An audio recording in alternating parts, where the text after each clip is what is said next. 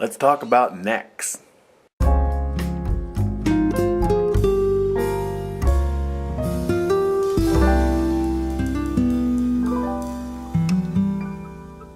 Hey folks, welcome back. We're starting something new here, kind of a guitar 101 type of deal. I have learned an awful lot from people on the internet who have taken the time to make videos, thank you very much, of what they're doing.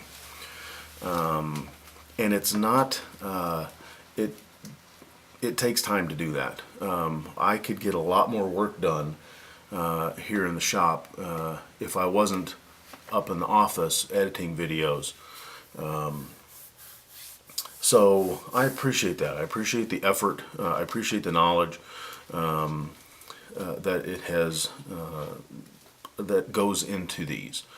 Because climbing the video editing curve is not something I really enjoy doing, but the videos and the end result is something I do enjoy.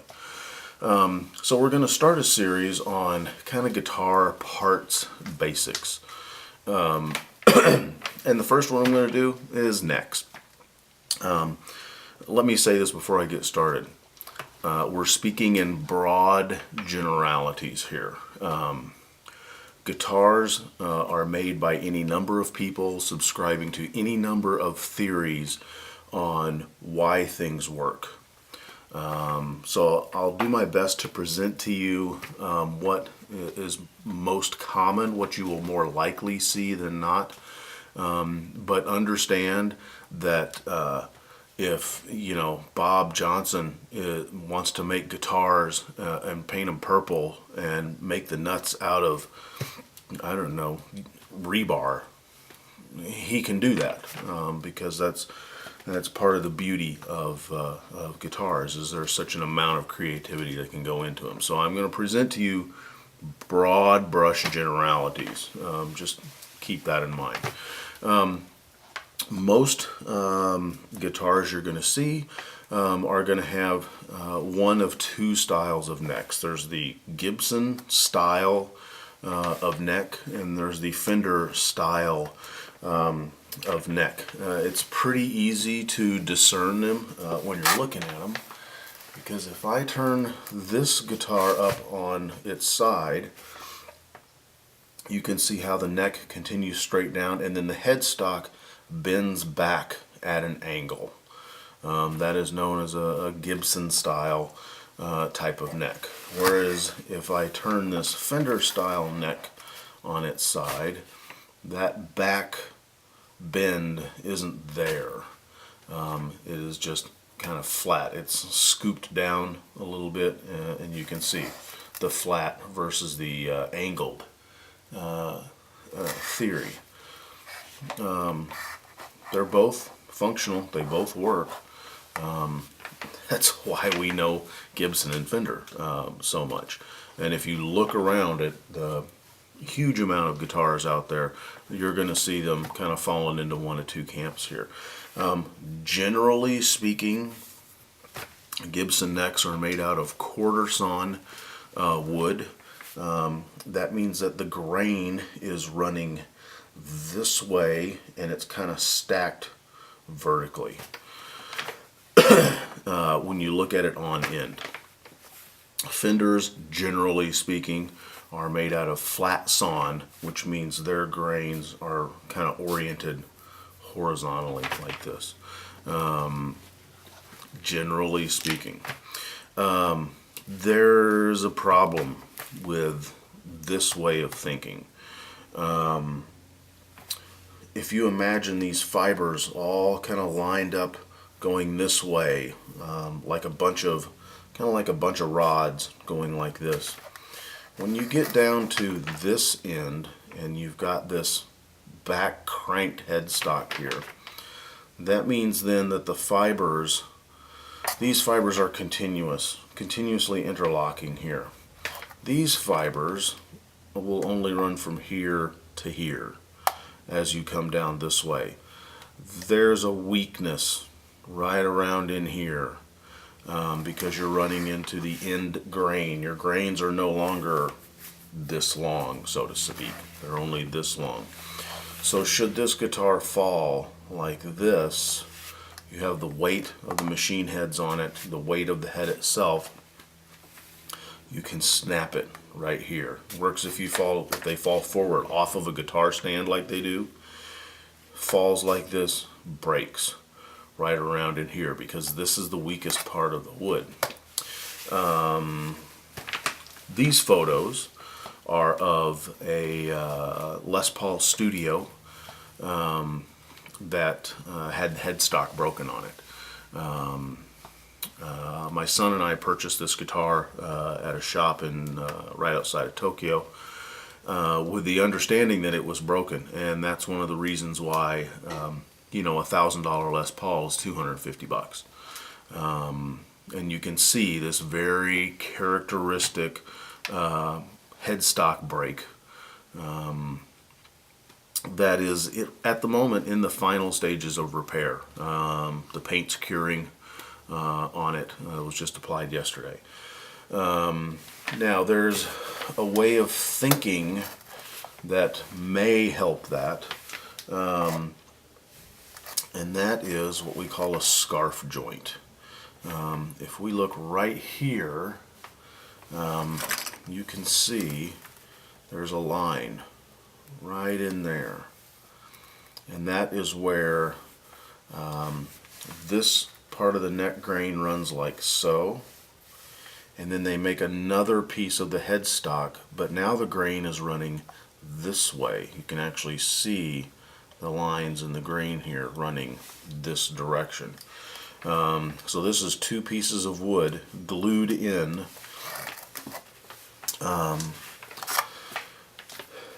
It makes for a less expensive manufacturing process. The hope is that it also makes for a more durable headstock, but I will show you some. This is my made in Indonesia Mavis Les Paul copy with one very nicely fractured scarf joint, as you can see. They're not immune to breakage. It can happen. This one was repaired not by me. It's going to be redone here in the medium distant future. So that's something to think about. So that's the issue that you have with a Gibson style neck. Generally, they don't require string trees. Generally. Fender necks, on the other hand, generally do require string trees on both electric guitars and the basses. Do Fender necks or headstocks break like Gibsons do? No, they don't. Because if you use the power of the interwebs, and if you Googleize Gibson headstock break, and then you Googleize Fender headstock break, man, you're going to find a pile of these. You're not going to find very many of these. This is a continuous piece of wood where you do have some end grain right here, but not to the extent that you do up along this side. So there's something to consider. Gibson style necks generally are made out of mahogany. This one isn't. This one's made out of maple. It does have a rosewood fingerboard on it though. And there are a couple of different theories on how to have a fingerboard. Generally speaking, Gibsons will have an open grained fingerboard, rosewood or ebony. It's not sealed.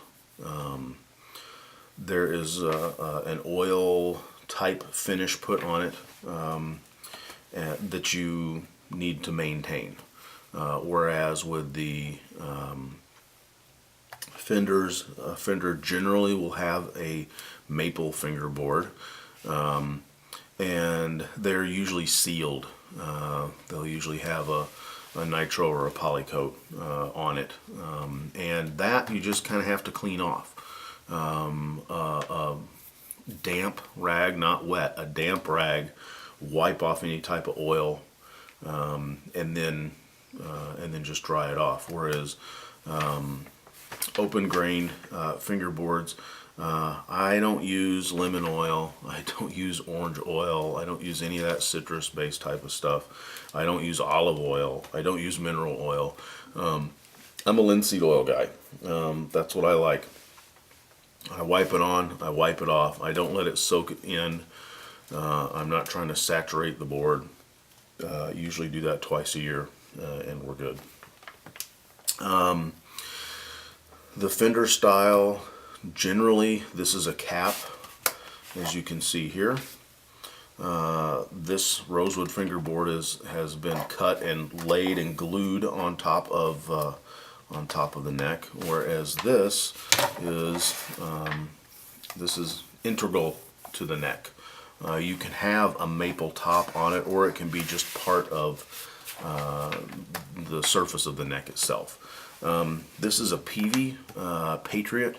Little different theory. Theirs is actually a two-piece neck, and you can see the seam running right down the middle there.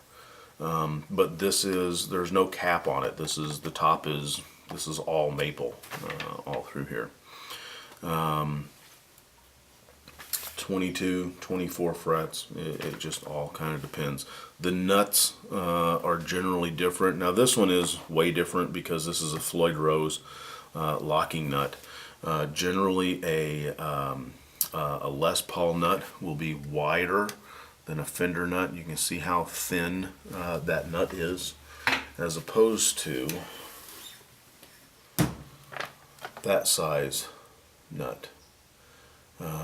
It's not always that way, but generally speaking, there it is.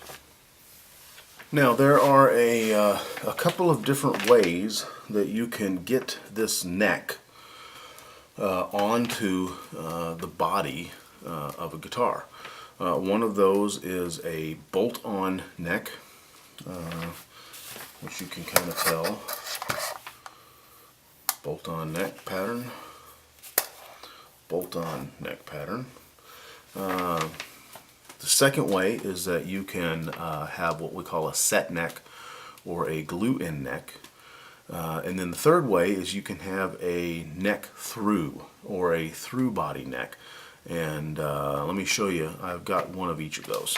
Now here we've got two similar guitars.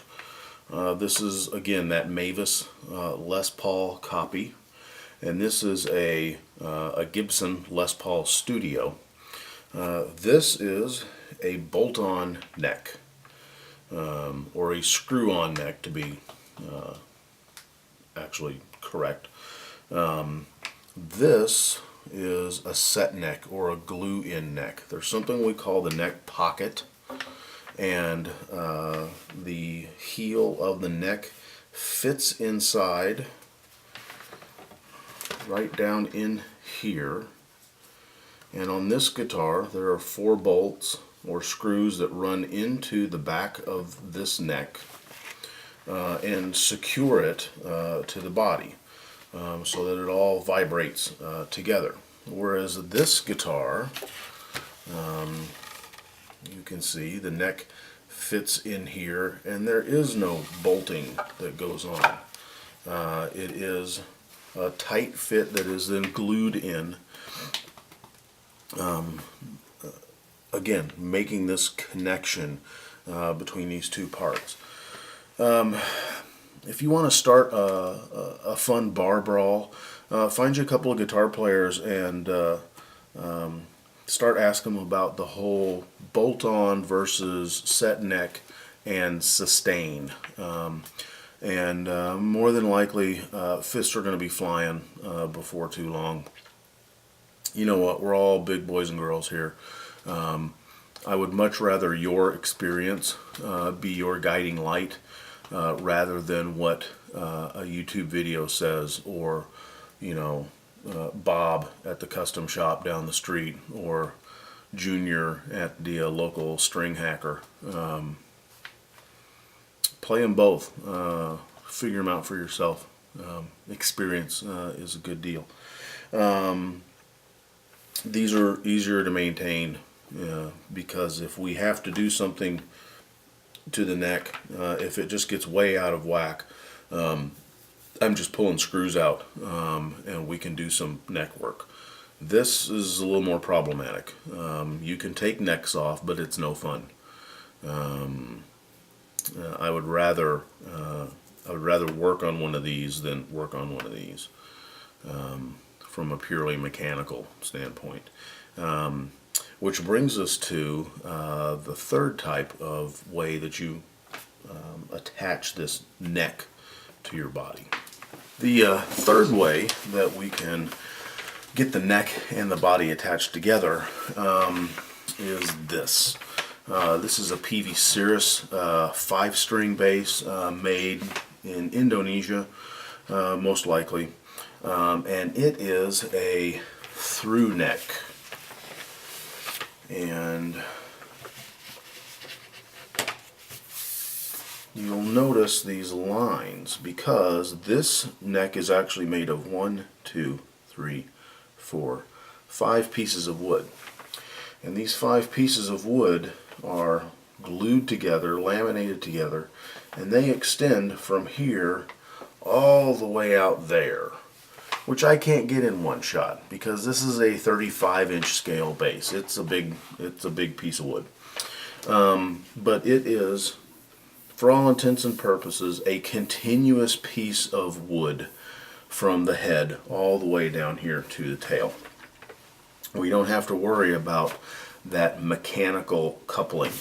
So what they do is they glue these on, which are called wings. They glue the wings onto the neck here at this joint.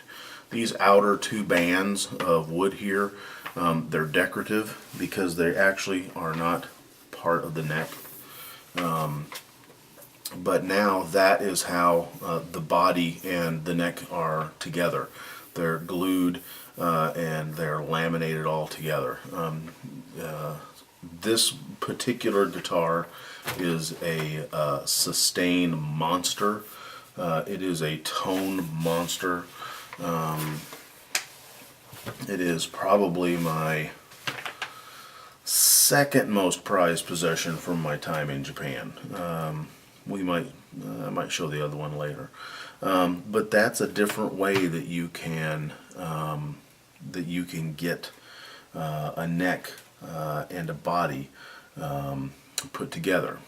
Now that brings us up to an interesting point, and that is the truss rod. So cue the creepy man behind the curtain music while I go get my visual aid. Alright, visual aids. This is the Thompson Splendor Series Freedom of Expression precision bass copy, made in Japan. I paid $20 for this, and to be honest, the guys at the shop that I was getting it from attempted to talk me out of buying it because it's such a piece of poop. It really is. This is my testament to things we don't do to guitars on many, many, many levels. But today we're talking about necks. Think of a guitar as like a bow and arrow. The wood of the guitar is like the bow, and the strings are like the bowstring. You know, when you string a bow up, it will curve. And a guitar is the same way. It's attempting to counteract that force because you're talking like 110 foot-pounds when you get a guitar all strung up. That's a lot of pressure on this wood trying to basically pull it into a bow shape. If it were a bow shape, it would not work very well as a guitar. So we have to build it rigid enough to have just a little bit of flex in it, but we have to be able to adjust that flex, and that's where the truss rod comes into play. The truss rod is a metal rod on the inside of a guitar neck, and it's adjustable. And the reason we adjust it is because the nature of wood, with temperature and humidity, it will flex. It will tighten up, it will loosen up, and we need to be able to adjust that. So adjustable truss rods allow us to do that. But you have to get it inside the neck. And there's a couple of different ways that you can do that. Fender does an interesting thing, and I don't have one here to show you. On the back of Fender necks, you will see what we call a skunk stripe. It is a half-inch or wide, maybe a 5-inch wide piece of wood, koa or walnut wood, because what they do is they route down into the neck from the back, and then they insert the truss rod, and then they put a wood filler in there, not a wood filler, but a piece of wood to fill that gap in there, and that's what we call a skunk stripe. So if you look on the back of a neck and you see a different type or shade of wood, that's the truss rod has been routed in from the back, and that will allow you to have a maple neck, and the top of the neck is that piece of maple. There's not a cap on it. That's one way to do it. The Peavey neck that I have is a two-piece neck. It is two pieces of wood joined in the middle. My guess is they have routed the channel out before they glued it together. I've not been to the Peavey factory. That's just a guess on my part. The third way that you can do that is you can route your truss rod channel in from the top, and then you put a cap, a fingerboard cap on top of it. The Thompson Splendor series has done that. They've routed the channel into the neck, and then they put a cap, a maple cap on top of it. Now, for some reason, there was, I'm guessing, a failure of some sorts in the glue joint that held the fingerboard to the neck on this guitar.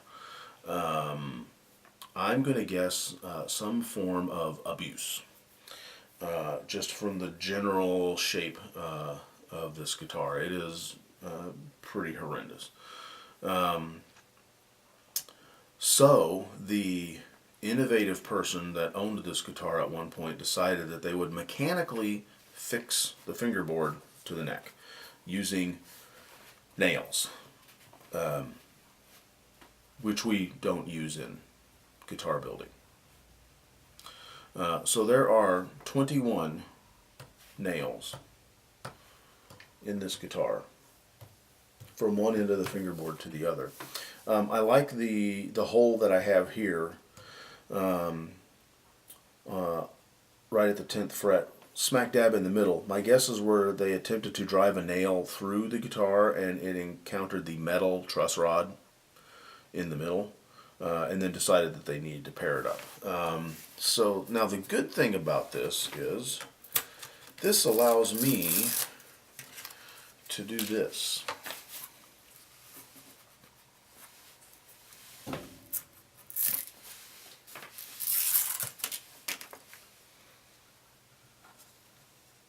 Ta-da! I've left the nails in. I have cut the ends of them off on the back so that they're just, the nail heads are there to show you how not to affix your fingerboard to your neck, and take it off without fear of having to go and get a tetanus shot. But now you can see the channel that is routed in the neck here, and then this is the truss rod that goes down in the middle here. There is a truss rod nut that fits on the end of it, and that is what you use to adjust the bow. If your guitar is fretting out, if it's buzzing, it could be just a very simple truss rod adjustment. You might need to put a little more bow into it, especially if the weather has recently changed. Or it could be a high fret. I mean, there's all kinds of reasons, but this is something that can easily be done. A word of caution: if you are not comfortable adjusting your truss rod, if you are not knowledgeable about the different ways to adjust a truss rod, you might want to find someone to saddle up with, because you can break them. You can snap them off. There sometimes gets a point where there just isn't any adjustment to it. You can break the rod. There's actually a rod inside this square channel here. You can strip the nut off here. You can strip the nut out where the wrench or the screwdriver goes into it. You could do all kinds of crazy stuff to them. You can get really crazy and you can break a neck. So go slow, find someone to help you. How do you adjust that? Well, on a lot of the Fender style guitars, you have to take the neck off, which is not really the most convenient thing in the world to do. This will be as so. You will have to turn over your guitar, pull out these screws, and then make your adjustment as best you see fit. Put it back on, get it strung back up, get it tuned back up, let it sit a while. Minimum, I let them sit a couple hours in between adjustments, because it takes time for things to settle down. Then you have to go back, do it again, go back, do it again. It can be a pain. On some guitars, there is a way around that, and let me show you that. On some Fender style guitars, down here where the pick guard is at, there is a small notch. Generally right here, U-shaped, about like that. That's just big enough to where you can get a screwdriver in, or a wrench, an Allen key, a hex key, whatever you want to call it, and get it in there and adjust it. That's one way to do it. An even better way to do it is to use a truss rod that has there's a wheel on the end with little holes in it, and you can see that wheel will sit right there.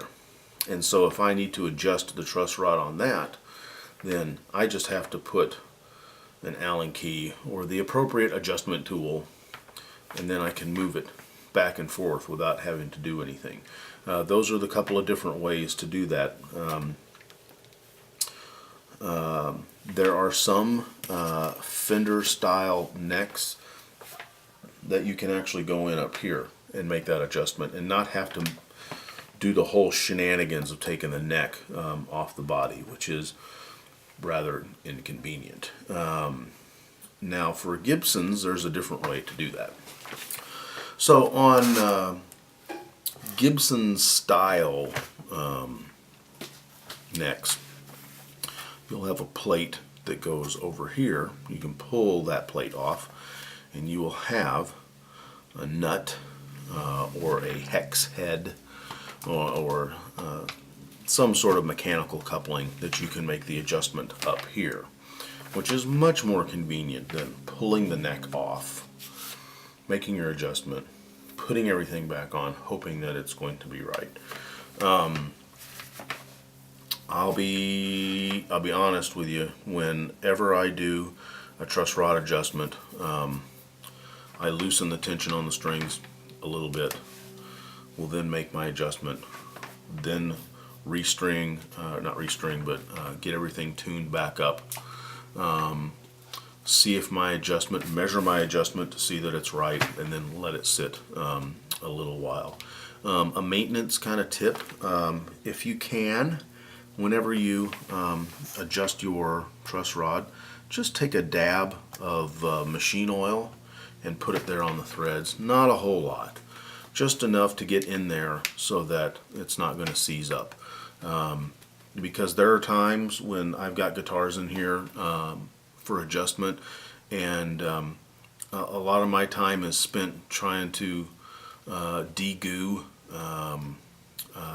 the truss rod adjustment nut or the screw.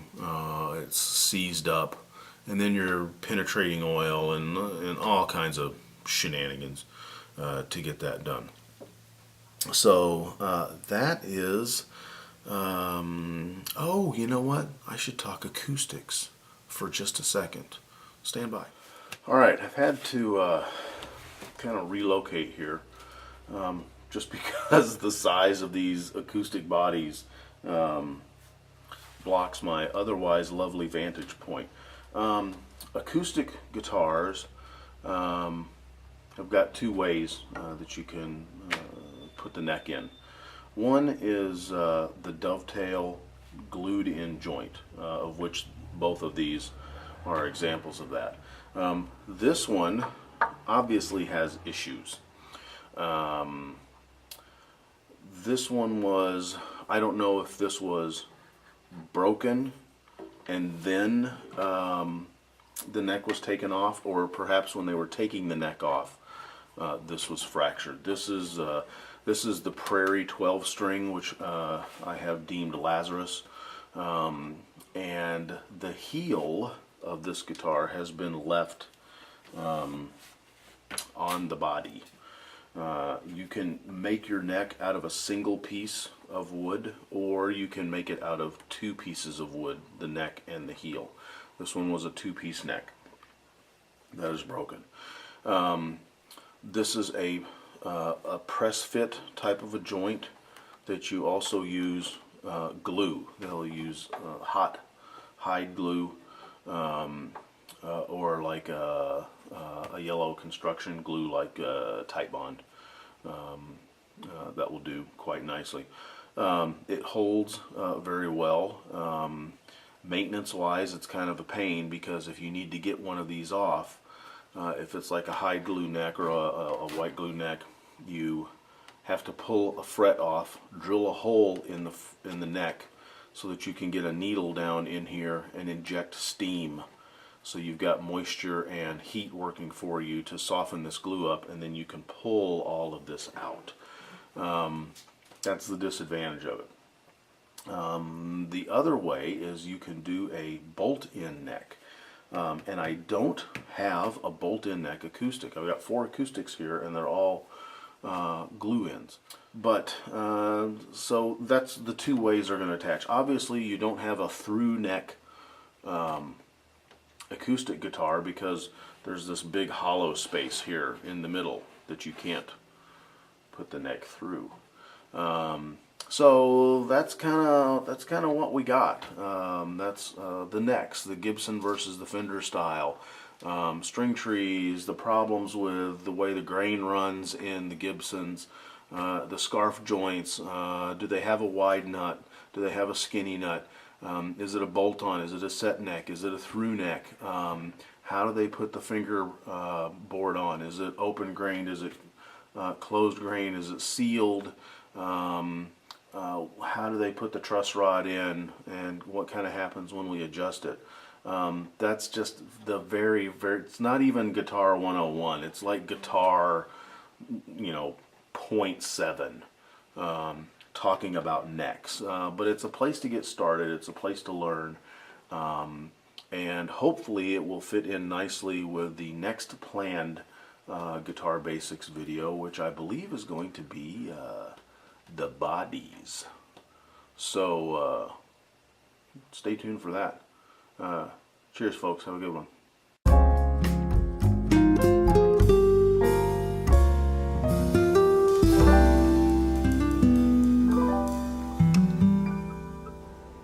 I think it's time we talked about NECKS. Cut. I think it's time for the NECKS talk. Cut.